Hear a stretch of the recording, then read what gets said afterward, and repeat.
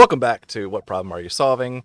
The greatest podcast that doesn't waste your time. We're going to give you lots of good tips tonight on waste and how not to waste time doing things that don't matter.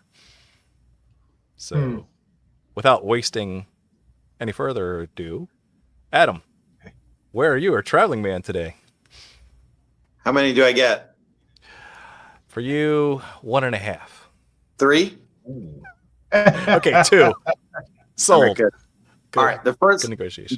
You got to frame the question because some people that I brought tonight aren't fully aware of the format. We have visitors? I mean, what problem are you solving this week? Oh, great. I'm glad you asked. All right. So the first problem I'm solving is trying to get Chris Valentine to listen to our podcast. He's down the hall. Chris, come on. And oh, wow. And I want to thank him and Lena for this wonderful setup here at Summerfest in Wisconsin. MKE. Oh, wow. Sorry to confuse you, Ty. MK is the airport code, but Milwaukee, Obviously, one of us is more traveled than the other, that we get to use 3-letter codes where we're landing our feet at night. That's fair. I forgive you, my friend. I seek your forgiveness.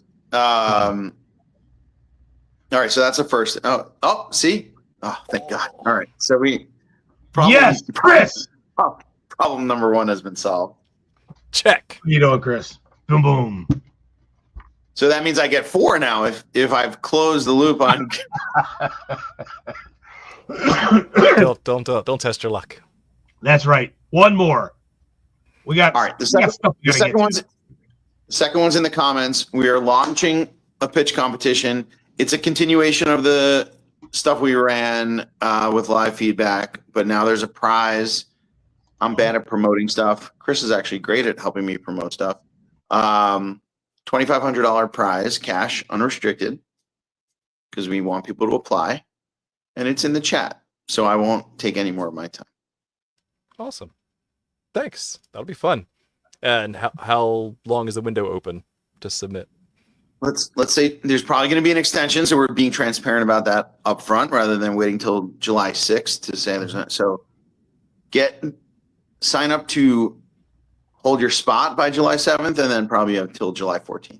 Nice. Very cool. That's exciting. Awesome. Ty, what problem are you solving this week?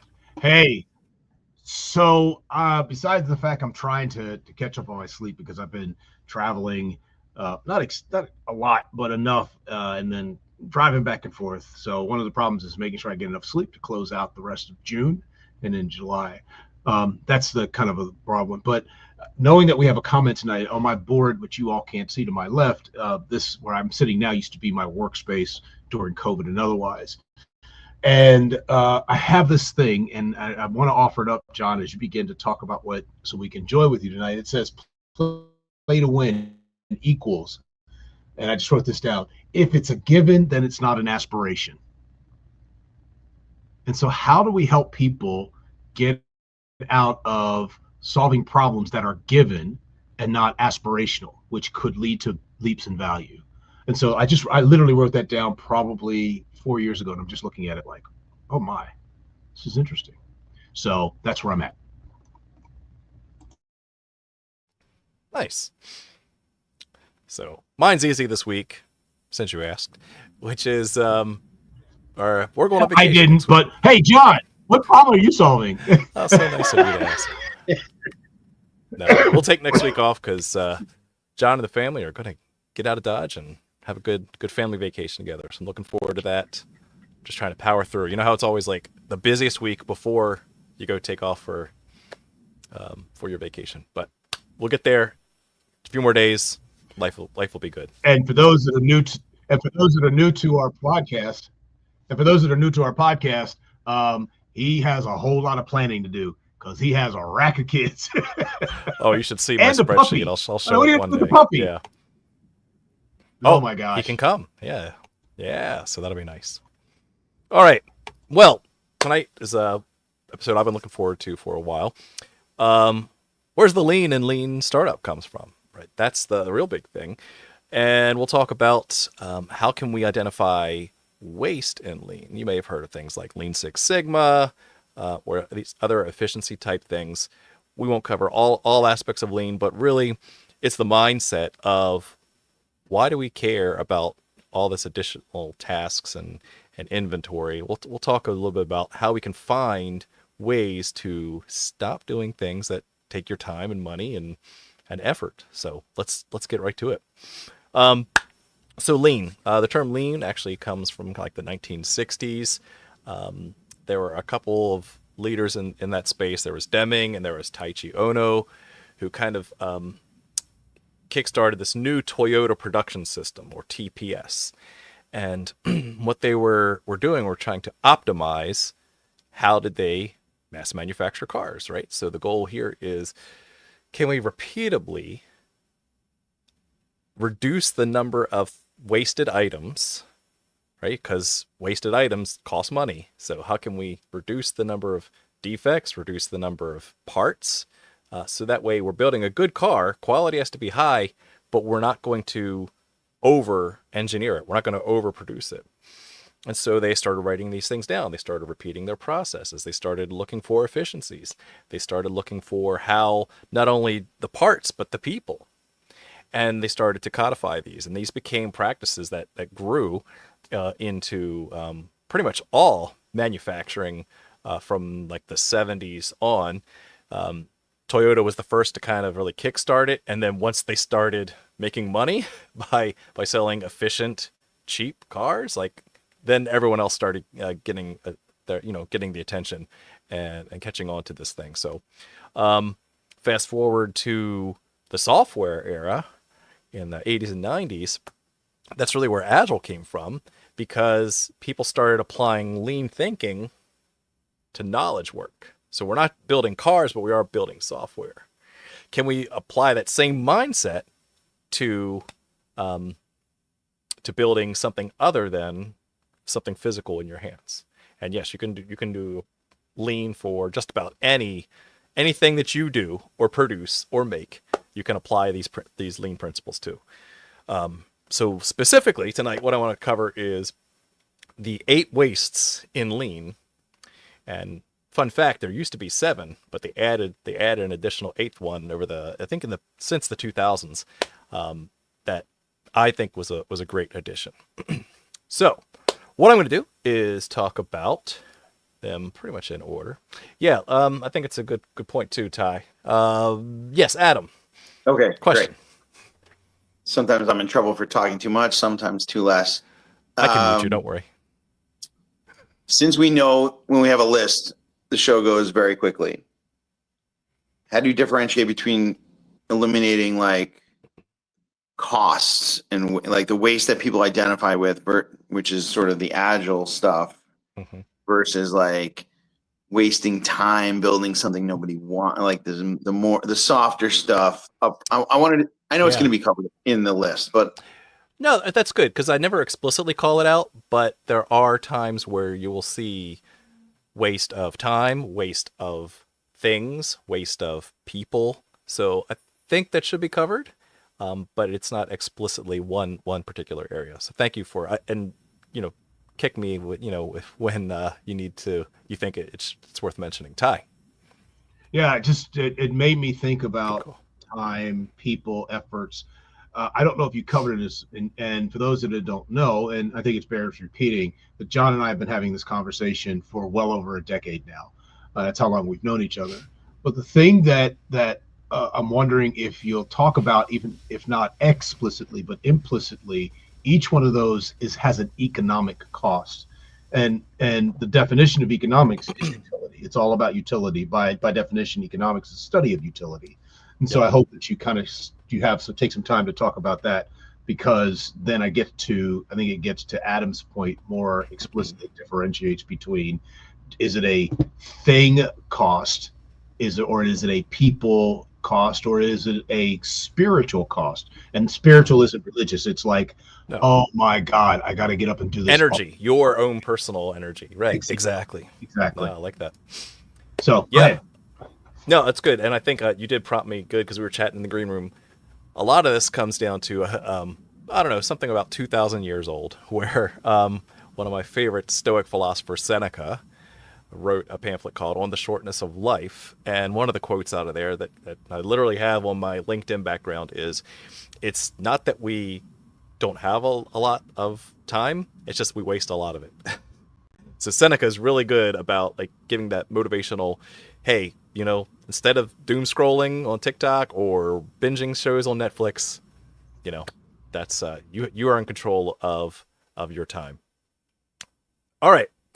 So first item we'll cover, the first waste and lean is defects. So I will actually bring up a little prepared cartoon to go with this. So that'll help drive the conversation.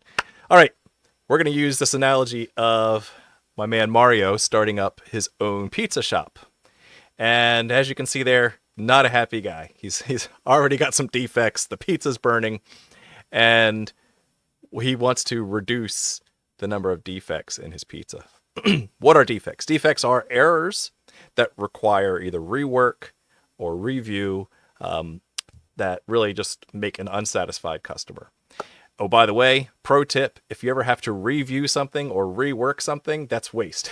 So anytime you see as in a step in the process, it's already waste to me. In this example, yeah, Adam, go ahead, jump in. All right, so rework, I get. Review, the classic measure twice, cut once, which was always the bane of my existence teaching lean, like, which is the antithesis of F it, ship it. Right. See how I did? I like it. So defend review. I get rework. You know, if you have to do it. The other quote is like, always enough time to do it again. Never enough time to do it right. Always enough time to do it again. So sure. that I love it. Like always speaks to me. I hear that, but measure twice, cut once always was like, is it value added? So what's implied in a lot of these things is that there are other. One thing I don't cover here is that in waste there are 3 types of tasks. There's value added, like it actually changes the product for the better. There's non-value added, doesn't change the product at all or for the better. And then there's a third category, which is non-value added but necessary. Like, I gotta brief the boss, you know, or I have to get approval. It's really not changing the product in any way, but it's necessary. So you try to eliminate non-value added, and you try to reduce non-value added but necessary as much as possible. So if the customer's willing to pay for you to measure twice before you cut once, then it's value added. But if you're measuring first, cutting, and then measuring it the second time after you cut it, that's waste. So hopefully that answers your question briefly. This is going to be really interesting when you consider the lean startup of build, mix, learn, iterations, MVPs, and all the rest of that stuff. Bingo. So you're man, good straight man. So I'm going to use my friend Mario here as one example, and then I'm also going to have like a digital entrepreneur example as well. So here Mario, here's some examples. Like the pizza is actually burnt. That is a defect. The customer receives the wrong order, right, and it must be remade. Right. Anytime that there's a tool that gets broken, that's a defect. That's harming the product. And so obviously, when you have to make a new pizza, you got to throw the old one away. In a digital product or an entrepreneur, anytime you're doing software, for example, a bug that causes an app to crash, or I have to install a hotfix or a update, and the user's getting frustrated, that is a defect in the product that is causing something that the customer's not happy about, not willing to pay for. Good. Any other questions about defects before I move on? What if Go ahead, Adam. What if the defects are a result of speed, which increases productivity, and the cost of waste goes to feed the employees, and it's net positive? Yeah. So again, I'll put my customer hat on. If the customer is willing to pay, whether it's in time, money, frustration, for speed, then it's worth it. right? So there are some early adopters, right, that would say, I'll take it if it's got bugs. I just want to start playing with it now, and I'll give you feedback. That is But what if not they a don't? defect for them. What if overall? What if it is a defect, but A pure overall defect. speed? Yeah, it's like the pizza's definitely burnt, but overall you're getting pizzas out faster, and So theoretically, in that example, the a cost of doing defect, business. yeah, the defect is still value added to the customer. That hurts my head. So thank you for breaking my head. I appreciate that.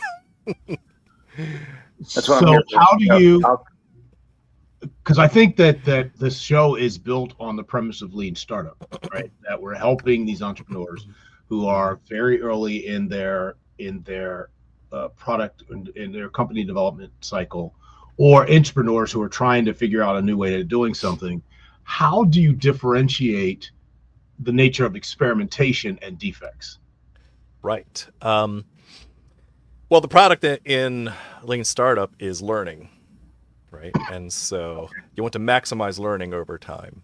And so you do expect to have a certain number of defects, but we, as Lean Startup coaches would say, if you're failing more than you're learning, or if you're not learning as at a higher ratio than you're learning, you probably need to just pivot. You probably need just to do something completely different because you're going down a path that's just wasting your time. Is there an orthogonal relationship? In other words, are they going in different directions? Or is there a cause-effect relationships in the lean startup around defects?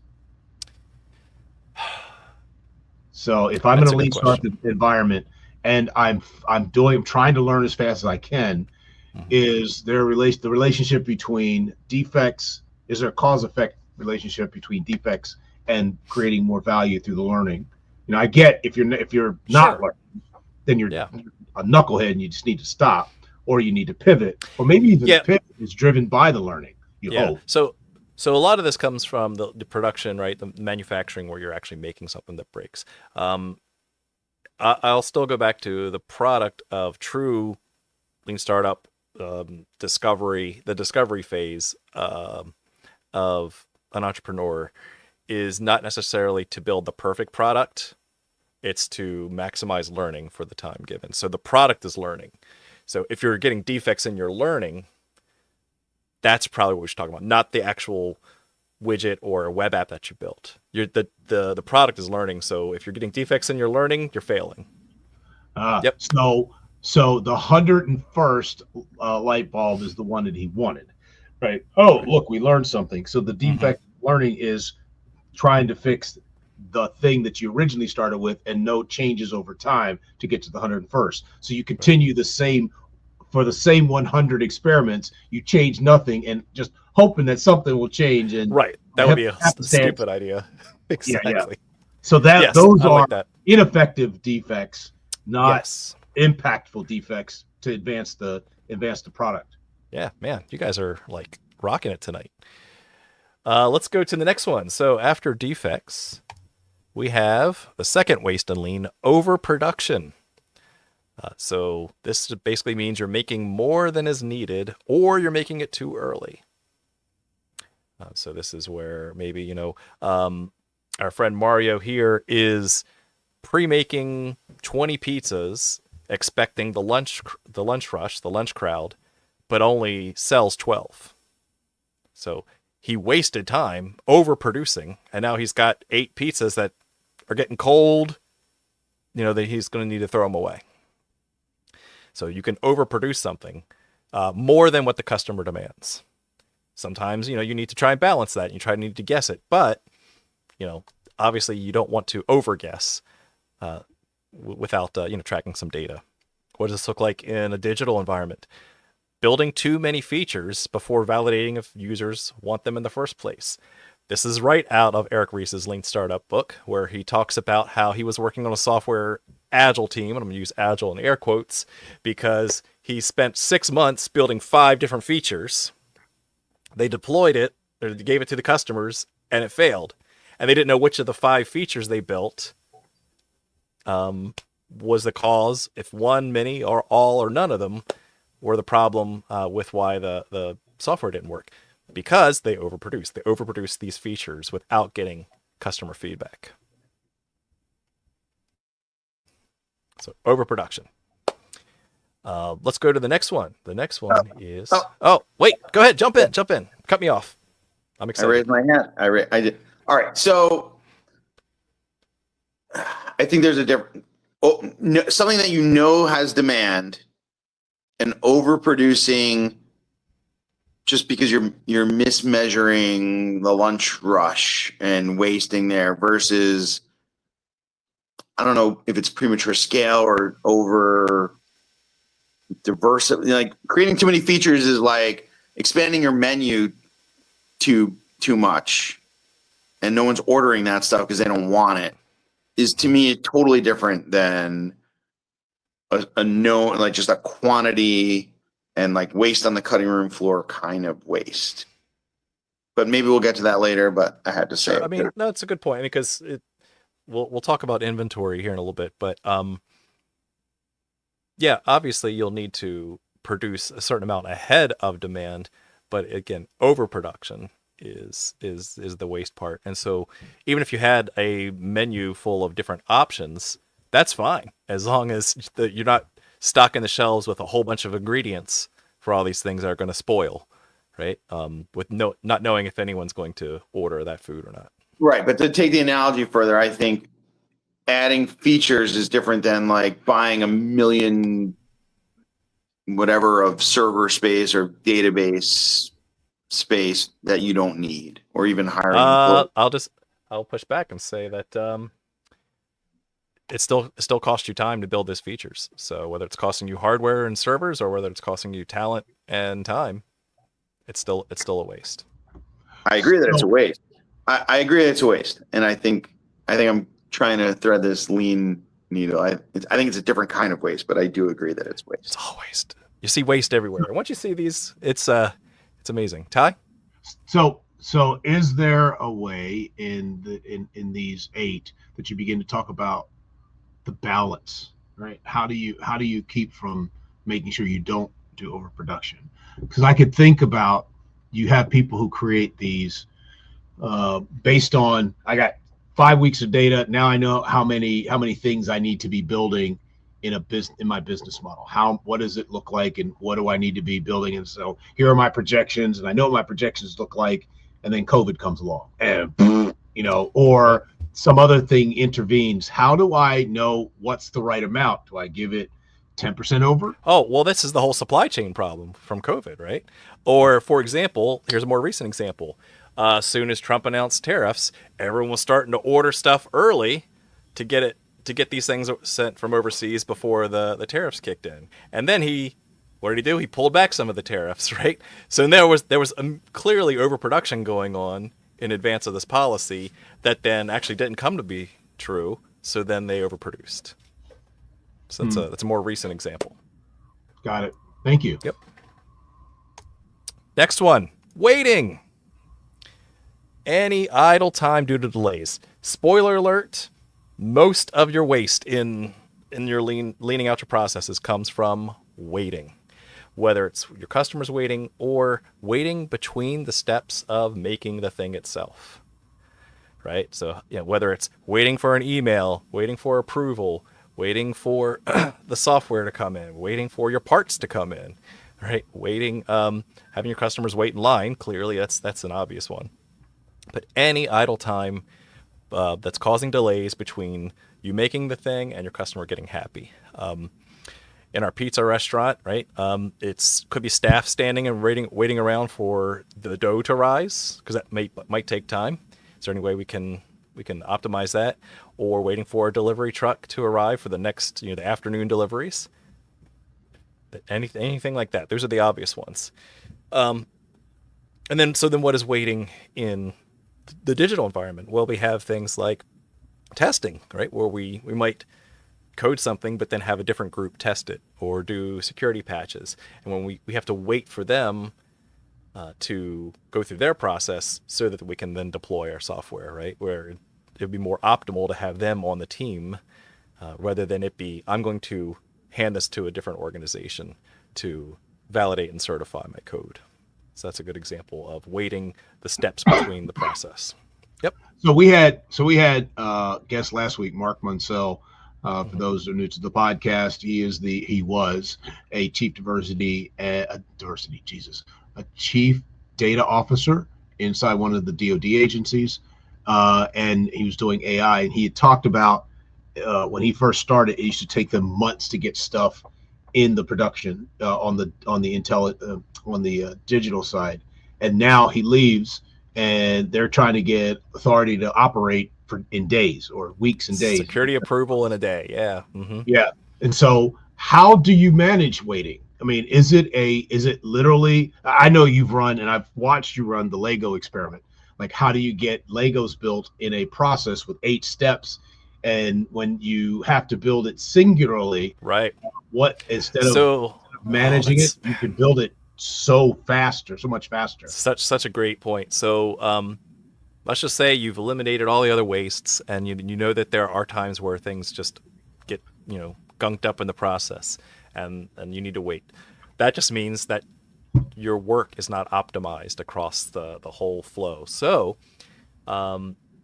we do a process called work leveling, where, okay, maybe we have too many testers and only one developer. Okay, then obviously that workflow is not optimized at all. So that's when you'd have to move people or move product around to say, okay, I need, when we don't have the lunch rush, I need you cleaning the windows, right? Or mopping the floor. That's where you're not wasting time. You're actually reallocating time for either steps in the process or a different process. That was one of my favorite customer discovery experiments of all time, where I had so many startups wanted to create coupons for that 4 to 5 hour for staff. And they actually went, I said, this is what I'm talking about at Summerfest tomorrow. I said, go to the restaurant at 4 to 5 and talk to them, and don't pitch them your app. Right. Good. Them. And they learn that that's when the staff eats, or that's when the staff, cleans tables. That's when the staff wraps cutlery. And it was the best example ever of they're not looking for more. The kitchens aren't open. They don't want more demand at that app. It's not even helpful. It's waste. So it was literally waste. Yeah. Good point. That's a great example. Wait Next a minute. one. No, Adam, wait a minute. Wait. So what were you doing with this customer discovery? I just on the short, because it's an important point that you just made, and I'm not exactly sure if I got it, and I think other people got it, because you're matching this third level of waste in the customer discovery space, and you wrapped it up whoa, what was that again? Try that again. And what were you doing? Try the simplest way, and then you can help me unpack this. The riskiest assumption, to bring our friend David Bland, who will be on the show next week,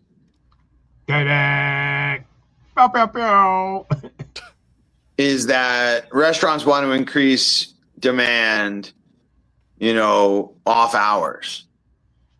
And the solution then becomes a discount, Groupon-ish, but more target. And so Groupon did work for a while. There were plenty of, some of those assumptions were actually proven true. But for the restaurant space specifically, it's I have this assumption about this type of restaurant. And there are plenty of restaurants that do want to operate 24/7, but that's also why segmentation is so important. And so it's go in, talk. Oh, it looks like it froze. Yeah, go in. I assume he's saying go in and talk to the employees and see, would a coupon at more customers coming in at 4:00 be helpful before the dinner rush? And he's like, no.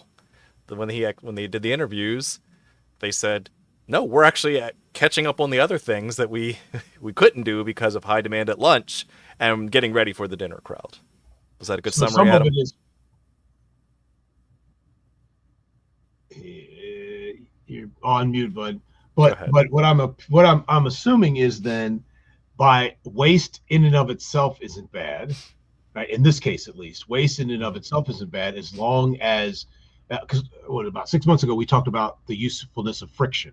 That some friction is good inside of a system, because it actually slows down the customer process, so they have a different kind of experience, or Right. it allows in the job to be done a much more powerful experience, because it gives the staff the time to catch up and deliver a wonderful experience, and then you just balance out bad friction and good friction. And I was just so I'm guessing my point is, and I think it's important for the listener to understand. You can correct me if I'm wrong, John, but that waiting is not necessarily good or bad. It is a part of a process. If it's a speed it up and you're just crushing it, there's still a wait, because I got to pass it from you to you. And so you're trying to reduce that wait to such levels that it enhances your value proposition. Yeah. Does that make sense what I just said? Yes, for the most part. Yeah, never go faster than your customer's willing to accept. Okay, So there you go. Yep. Bottom line. Why are there 130-minute wait times in the lines at Disney World? Because people are willing to spend the money and spend the time standing in line for that ride. If they start leaving, I did it. now you have a different problem. Okay, next one. That goes in it. I lost some of my. I think I used up all my bandwidth at the hotel in just a half an hour. So Welcome back. that's not. That can go either way. That's optimization versus like you would still have if you could.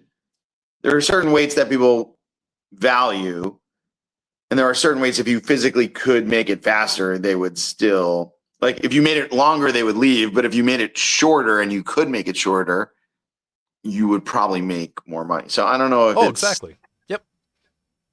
Yep, I'm tracking. Yeah. Okay, next one. This was the new one that was added. There used to be 7 wastes in Lean. And this one was added recently about the waste of non-utilized talent.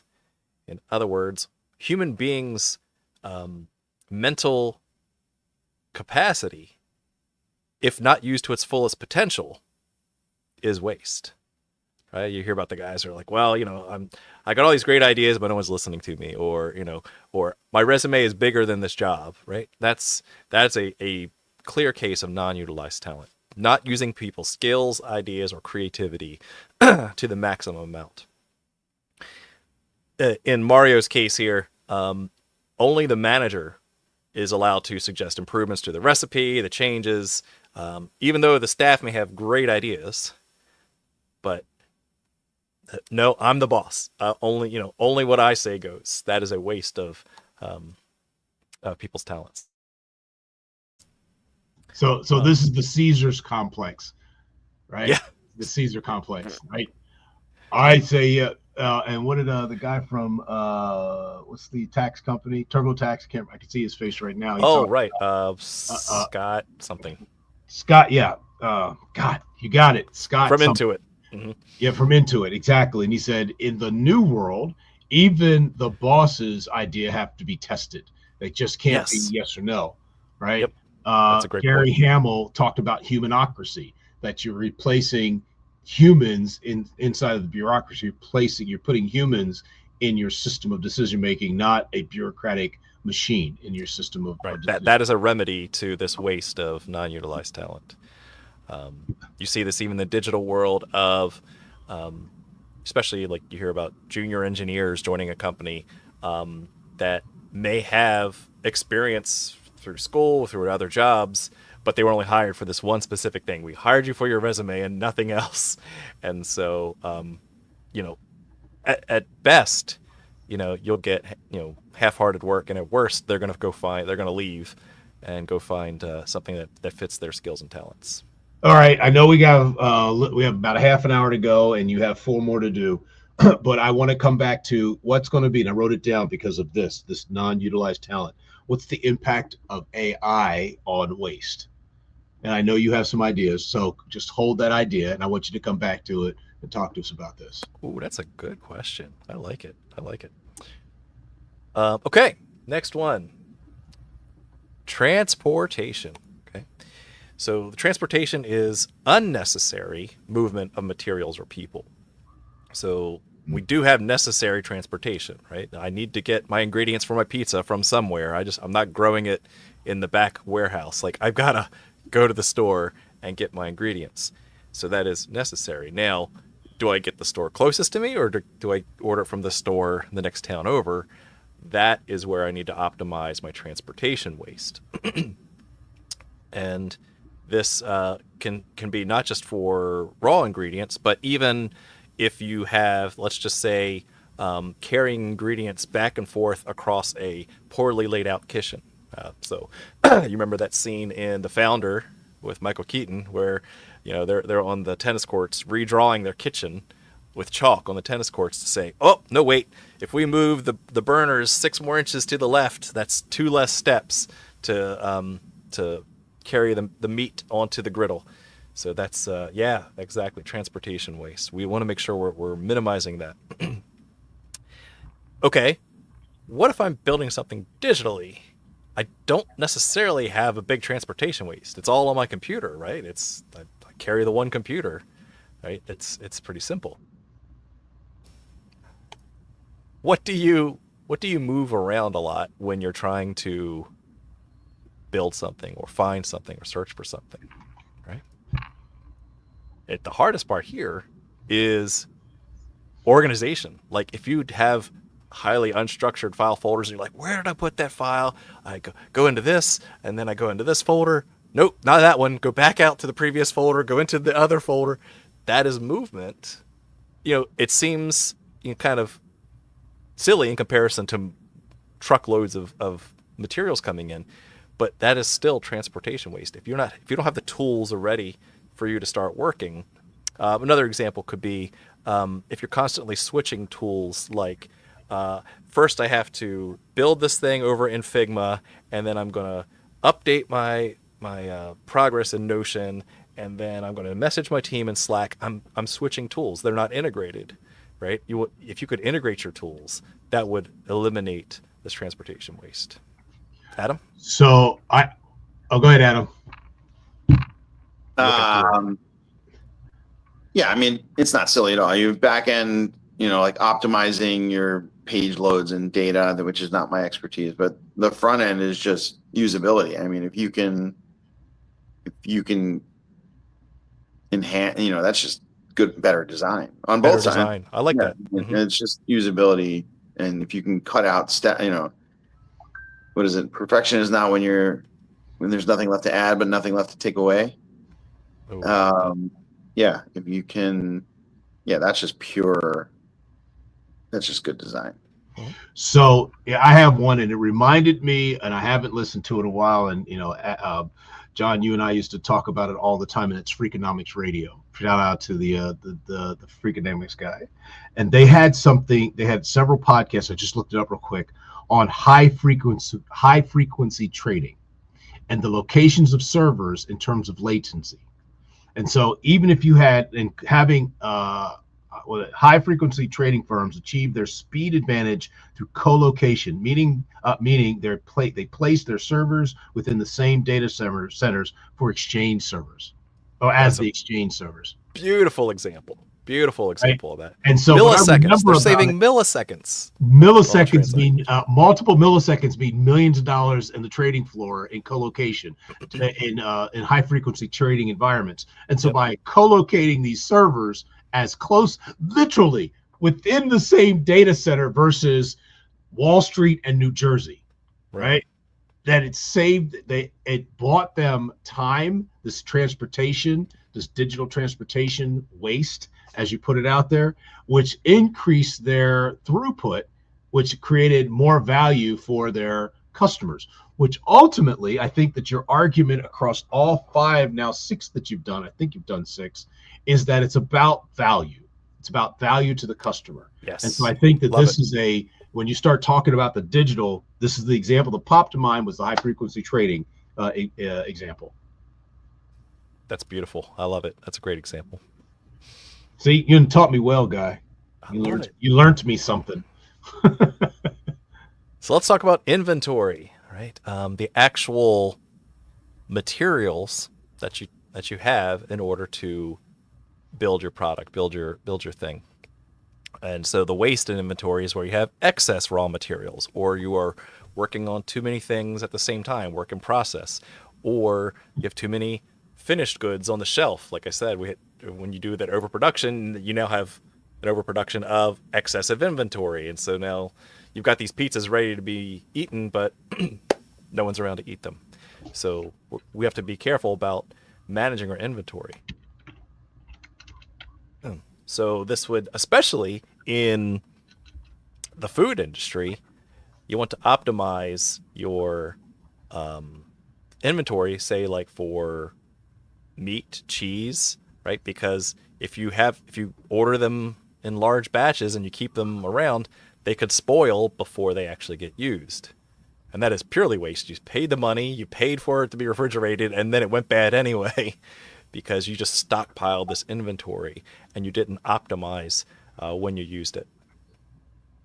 Well, that's why, like, some of the trendy, like Franklin barbecue, when we're done, is both cuts down on inventory waste, but also increases customer value. Like, it adds wait time, but good wait time, but it's like increases value because there's no waste by definition. Right. Or it's like the seafood. You like, it's good when you're sold out of the sea because it means it's fresh. It means that we're not holding. Right. So, yeah, that's an interesting one. That's a great example too. Mm-hmm. The other thing, it's not inventory, but in addition to the other cool stuff that like 3D printing is doing with housing, it cuts down on like like just those like offcuts of lumber. You know, like there's no more bin or dumpster of weight because everything is cut to size and everything is like, so that's, I don't know if that's, I was saving that one because when you started saying, we'll see what the last two are, but yeah, that's a combination of defects and inventory. Right. It's just defects of the pieces in the flow. So I like it. Yeah. Is there anything to do in the digital space around? Now, Chris is still on barbecue. Around digital inventory, right? What is inventory in a digital environment? So, I think that in the digital environment, it could be a positive because if you use it correctly, because it becomes the digital dust, right, of some business process that you put out there. So the digital residue of finding, how do I say this? You're looking for a specific needle in a haystack. Well, while you're looking for it, there's all this digital residue. But most companies end up doing what with the digital residue? They hold on to it and they store it because it now becomes not in advance of, but as a result of the work, not in advance of the work. Oh, I need to have, more bread and more pepperonis and more flour and blah, blah, blah, and more tomato sauce in advance of my anticipation. I may not get it, but what happens as a result? And if you're storing all that, because what a digital environment do, they hoard all the information they get as a result of what they do, because they go, I may need it. Or in our old world, they collect 100 gallons of this thing and they use 2 ounces. Yeah, right. You don't get rid of the 100 gallons of stuff. Yeah. So how do you measure that in a digital world? If the customer is willing to pay for it, then it's okay. Like if it's done with purpose, sure.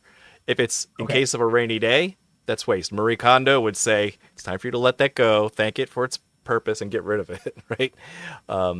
But yeah, and that's the thing is you have to be explicitly clear that we are doing this as a data lake. We are doing this deliberately and storing things just in case, and we are willing to pay the time for the storage and the uptime and the servers for that. But obviously there's a limit there too. You remember back in the day when they say, storage is cheap, and now it's not so cheap anymore. Now that you have more data coming in, it was it was cheap when you were doing 100 petabytes. I mean 100 gigabytes, but now when you're doing 100 petabytes during the same amount of time, it ain't so cheap anymore, because now you have to have all these. And I was just reading something about some of these. I mean, look at what Microsoft is doing. They have purchased to repurpose 3 Mile Island. I grew up south of 3 Mile Island. Wow, 1979, I was still in Pennsylvania when the damn thing melted down, right? Mhm. Now they're going to restart it because they need the energy to feed Right. the AI beast. Isn't that wild? Unlike the Matrix, they'll just stick it in the back of my head and just plug it in. I love it. Brains. We want brains. So, Sorry. but another digital equivalent of this is of wasted inventory are half-baked prototypes that we may have unused content sitting in folders. You may have the size of your backlog in Jira or whatever software management tool you're using. I got these great ideas. Well, are you ever going to get to them? Well, every time I got a good idea, I'll start filling it up. You're like, just slow down. Like you should be balancing, work optimizing, all these great ideas. The work in process, like we said. Oh, I'm working on 20 things at once. Well, you're wasting your inventory because you're only one person and there's only so much time that you're dedicating to this. So inventory is really also anything that your office or your company delivers. So your inventory of your time is also building charts for the boss or writing reports or anything that's supposedly adding value to your product. So that's also, don't think of it just as materials, but it's all of the back office stuff as well that goes into how are you managing your product or service. Again, don't forget, I want you to talk about AI because that specific conversation, that what you just laid out, is going in some ways going to be addressed by the use of artificial intelligence, particularly agentic AI. Yep. You got it. Love it.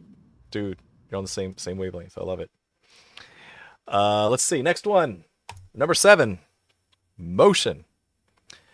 So motion here is unnecessary movement by people. So transportation, we talked about, it's the moving of materials or moving of people, but this is actually when the human being is doing their work. So perfect example here in the pizza restaurant is stockpiling. Let's see what we got. Reaching across the kitchen for utensils not stored near the prep station. We talked about not having the room aligned, but now the human being actually has to leave their workstation to go get tools rather than them being accessible. When there's some Kaizen events, Kaizen just is a term to just continually improve, basically. And what they try to do for people that are manufacturing things is to have the human being as still as possible, and everything that they need for their workstation should be within arm's reach. They don't need to bend, they don't need to stretch out. They should be able to just grab what they need without moving their hips, basically. Which is why when you look at Amazon warehouses, they started off with employees running up and down the aisles to get products off the shelves and literally wearing through a pair of sneakers a week, to now the employees stand still and the inventory comes to them by robots. They completely shifted that paradigm.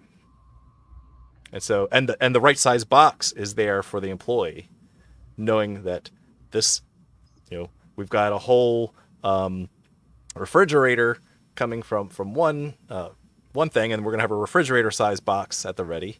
And then the next product is a toothbrush, and we're going to have a toothbrush size box ready for the human at the next step. Is there a difference between motion and movement? And I'm leading the witness, Your Honor. Say more. So, as defined, motion generally refers to the continuous change in position or state, often implying a broader or more sustained action, versus movement, which can be a more specific, discrete action or a series of motions and might suggest a purposeful change in position.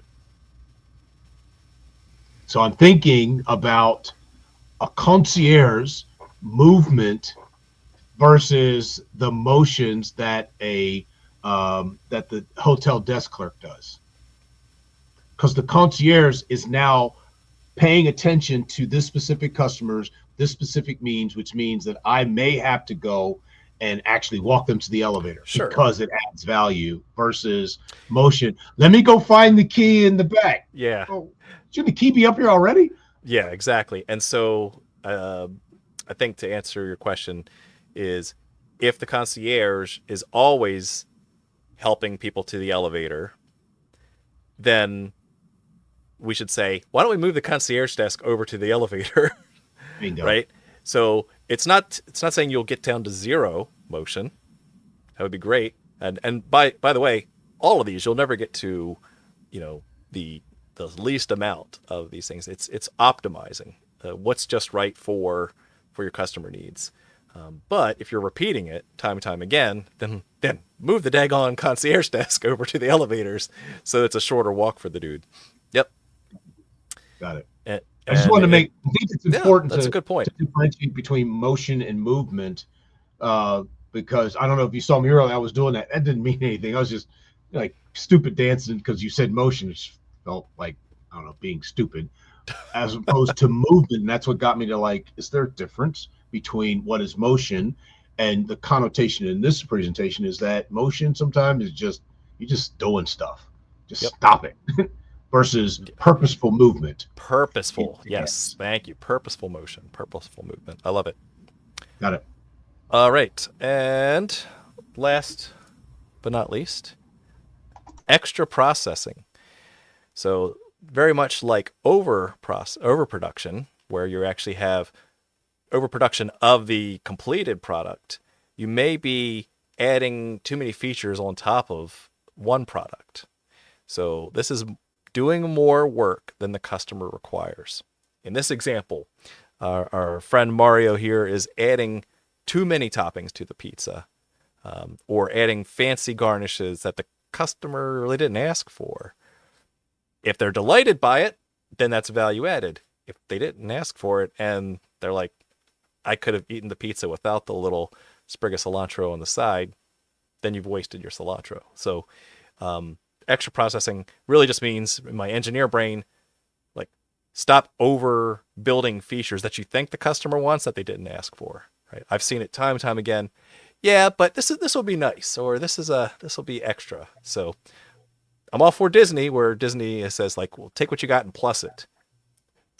Basically, Walt Disney allowed his Imagineers to do one piece of extra processing. He didn't say plus everything. He just said, take what you just built and plus it. And Disney was willing to pay for that one extra step of extra processing. And in our digital example, right, this would be, just like I said, adding new features that no one asked for, trying to get ahead of the customer, or because I want it, I know that other customers will like it, right? Yeah. Excuse me. Because I just looked up, the thing that rang in my head was, I grew up as a kid, and I just looked it up, and it wasn't who I thought it was attributed to, but they attributed it to the Pennsylvania Dutch was, don't chew my cabbage twice. Yeah. Right? Just don't make me repeat it when I don't have to. I don't want to do this over and over again. Just get it done right.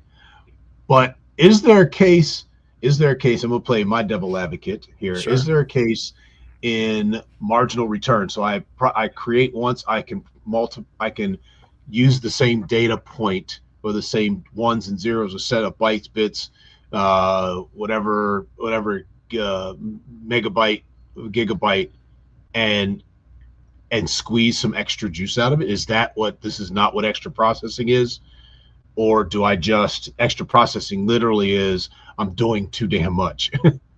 Excuse the swear jar. I just dropped my quarter in. Yeah.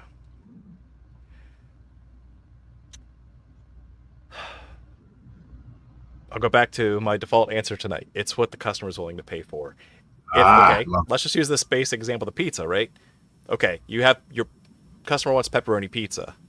There's no one unit of how many pepperoni slices should be on a pepperoni pizza. You ever notice that? You don't ask, I need exactly 24 pepperoni slices on my pizza, right? But there are companies that sell pizza, and they'll just smother the thing in, hundreds of pepperoni slices. hey, but they'll upcharge you for it because hey, I want meat on my pizza. So, but there's the other side where if you gave everybody the big pile of meat, there's gonna be customers who are like, that is too much. I don't want that anymore. So this will come full circle. And so I remember when there was a study. It was like paying for internet is an annoying waste, but what it actually is giving the people who don't want the extra feature the ability not to pay for it. Does that make sense? Yeah, like lost leaders. Not necessarily. It's more like just optionality. It's like you're not like it would cost this much no matter what. So why should the person who doesn't want internet have to pay for it in their room? If you include it, like it seems like everything should be included, but like where do you draw the line? And so you can make this same argument with the airlines and all. Like that's sort of where Spirit and all those they may have went too far. Let me give you another example that might be closer. So I'm going to give you an example, and you're going to tell me if this is the same line of thinking. When the Tesla started selling the Model S, they actually had different model units. They had ones that had longer range, and they had some that were shorter range. Guess what? People found out it's literally the same battery pack. It was just software locked. And if you decided to later, I could buy the cheap model and then, okay, I do want an extra range. They paid Tesla to unlock the other 10% of mileage. Happened instantaneously because it was just a flick of a software switch. And so the question would be, why did Tesla not create two different battery packs, right? Why did they sell all the same battery packs, but then had some people pay more for that? That's extra processing. That's because now you have some people still driving Teslas today that have more than they paid for, and that they can't use.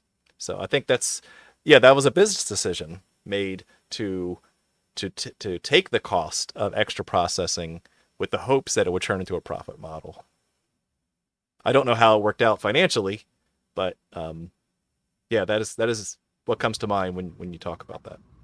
So I'm down with the what the customer's willing to pay, because I actually been thinking about one of these was one of the ones, I think it was transportation, is literally built into the business model canvas. Like, what's your distribution, right? Mm-hmm. Not as clean as what you said, but when I'm thinking about the Tesla model, they had one battery they built, but they figured out, Adam, to your point, the behavior tick in people's brains said, I'm now willing to pay this extra, I don't know, $400 to get this one little feature that was already coded. It was just one guy sitting there going, okay, tell me when, press the button, got it, click, right?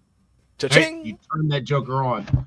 And so I'm really with all of the wastes are being in some way mediated by customers' demand, customer satisfaction, customer value proposition, whatever that might be. And so it's not just about speed, right? If that's why we like to wait in a fancy restaurant rather than getting fast food.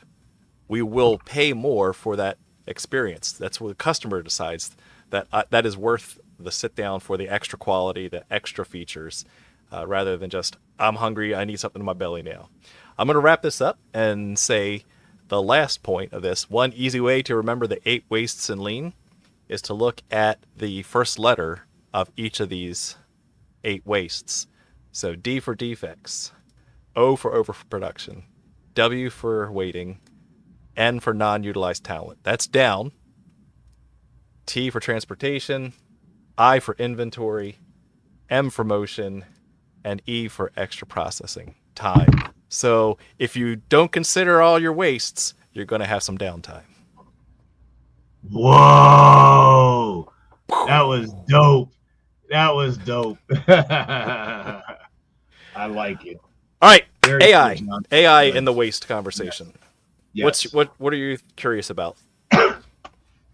So agentic AI allows for large language models and other, the expansion, the next level beyond large language models, to have some level of reasoning and not just waiting for a prompt to come in to execution, but it learns as it's executing, which means that it is taking some downtime, whatever one of the acronyms that it's associated with, taking that out, because now it doesn't require in the beginning human in the loop. It pulls some of the human in the loop and allows the human in the loop to engage at the more appropriate time to reduce the amount of waste. That's what my thought is. And I'm wondering, as the person who is studying lean, who has done a lot of thinking about this, and who has introduced me to the AI in a lot of ways, what are your thoughts about it? I think there's going to be a huge disruption in knowledge work due to agentic AI. If for no other reason than a lot of the waiting in lean, the time, like I said, waiting is, for most industries, if not all industries, the largest waste. And if you can automate and let agents go off and make these lower level decisions, right? Because we make high level executive decisions and we make low level decisions every day, right? We make high level executive decisions about formulating these big complex workshops and dealing with people and making these complex adaptive types of decisions. That's high level human thinking. And then there's, oh, I should follow up on that email, right? There's, hey, I need to make sure I follow up on that action item. That's low level thinking. Outsource the crap, all that crap to some computer to do. And once we do that, you're going to see a complete shift in the market for knowledge work in particular, but probably other industries as well. That where the value added, you can keep the human at higher level executive function rather than the mundane, right? So we're gonna outsource the mundane to agents in the very, very near future. And it's not just send an email. It's going to be, what my thinking style is, so you're going to automatically reply to emails on my behalf. I don't even need to be in the loop. Why? Because me being in the loop is waste. Because you're waiting for me. The agent's going to wait for me. No, get me out of the decision-making process. I know that you had introduced me to blockchain, and this is not necessarily the AI question, although I think AI is going to influence blockchain environments. But you and I had talked very early on about the power of smart contracts, which is somewhat machine learning and very rudiment AI, and blockchain to do things like procurement. That if remember the old school, if this then that, which was exactly which was machine learning and very, very rudimentary AI compared to what we have today, and I think it scared a bunch of people. If we listen to what Mark was talking about last week, True. I think the AI conversation scared a bunch of folks about, so what's there left for me to do? And right. And so this idea of waste is a really intriguing idea, that waste is a function. I don't know, I can't believe I'm saying this, but waste is a function, or maybe not believe I'm saying this, but thinking through it, but waste is a function of the human condition in some way, because it allows me to feel like I am part of something. I have some control over the mean of production. Yeah. I couldn't have said it. I don't know, better. Adam, actually, I mean, this is, I know you have a degree in economics, but, and I may be saying completely wrong, and I'm not being gratuitous to you, Adam, but it really feels like it allows people to feel like they have some modicum of control, good, bad, or indifferent, over the production of things and services. I mean, even though it's perverse in some way. Should we get Sam Harris on and talk about free will next time, and just a lighthearted conversation? I don't even know who Sam Harris is, but that sounds like it's cool. Get some of those. I don't know. What do you got there, John? Oh, it's just a good one pager, a little summary there. Just as a reminder. Just as a thought, guys. I don't know. It just felt. I mean, that just kind of hit me pretty interesting. Just we were talking about it. But I don't know.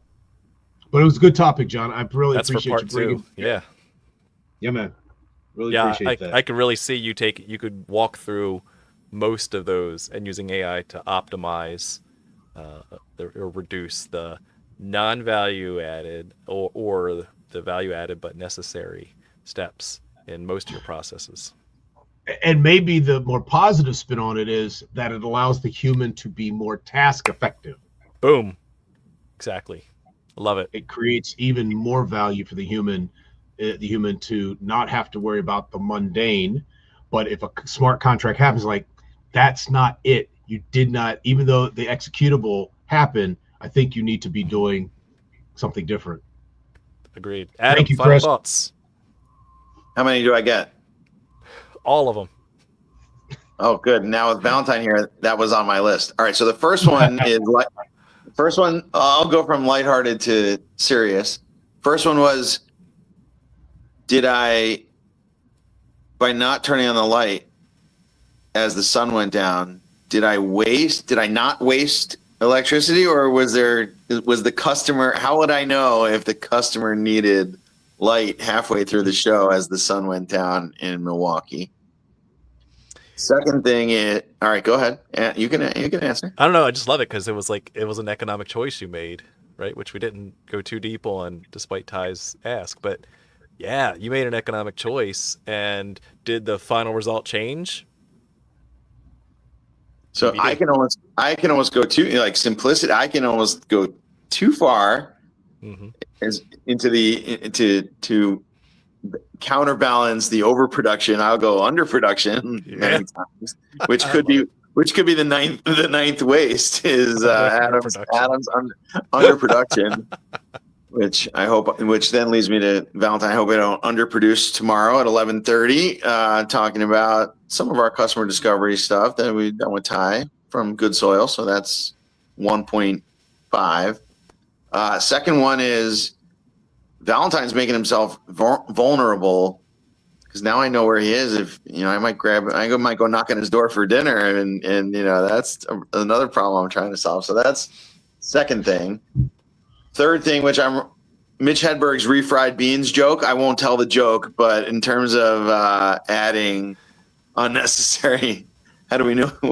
Maybe fried beans are good enough. I said I wouldn't do it, but maybe fried beans are good enough. Why we're not giving them a chance? So that or like one of my other favorites is, it's like an escalator can never be broken. It just becomes stairs. Yeah. Sorry for the convenience. So that's another way. Like, maybe we don't need to, although that is a convenience. But refried beans was specifically stacked up to like number 7. It's waste. Yeah, it's a rework, refried. Yes. Maybe fried is good enough. Fried is good enough. So I'm sitting here thinking about Blazing Saddles. Go on.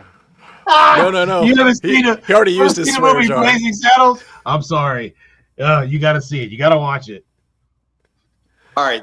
So those are my 3 throwaways. The serious one is, is the balance piece of this. Like, how do you know, like, halfway through is like, yeah, you have extra inventory, but that's insurance. You're insuring against the fact that you're not going to run out. So, you were talking about, is the customer willing to pay for it? Are they willing to tolerate it? Is it a feature? Is it a bug? Like, there are trade-offs. OKRs have trade-offs. Like, yes, I'm increasing this metric, but I'm decreasing that metric. So, yes, we've talked about OKRs a bunch. I think there's a nice tie-in to OKRs here, as there usually is.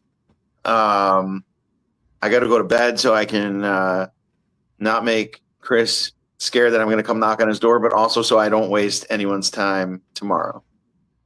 Beautiful. Thank you, Ty. Real quick, Adam, am I supposed to be somewhere tomorrow? Because if there is, I don't have anything on my list. If you can make it till Milwaukee, we can use an extra speaker. You should have got me a little earlier. Sorry, go back on mute. John, I really appreciate you bringing this to bear. I think that we spend a lot of time with startups, kind of think about, so want to make sure that you get your thing right and do the lean startup thing, and but I think that what you did is to raise the unspoken, the shadow side of a lot of stuff that we do, is like, how do I know I'm not wasting time? How do I know, what does it mean around that? And I spent this past weekend and a couple of weekends before this helping people reconcile the light and shadow sides of their work, of their leadership. And for this is about, how do you get the light and the shadow side? I'm working really hard, but am I doing something that I shouldn't be doing? So, and wasting time, energy, and focus. So good job. Appreciate that. Thank you. I appreciate that. And I know that that this could apply to cognitive load as well, right? This could apply to leadership. This could apply to, your purpose in life as well. It's not just making pizzas or building software. So it applies everywhere. I got one for you, and I'll stop on this and I'll let you close it out. I hate when people say I'm working 110%. I'm like, there's no way you can do that.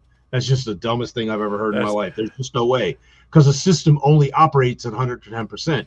If it's operating at 100%, if it operates 10%, either something's getting dropped off or it's about to die. Yeah, you've exceeded the laws of physics.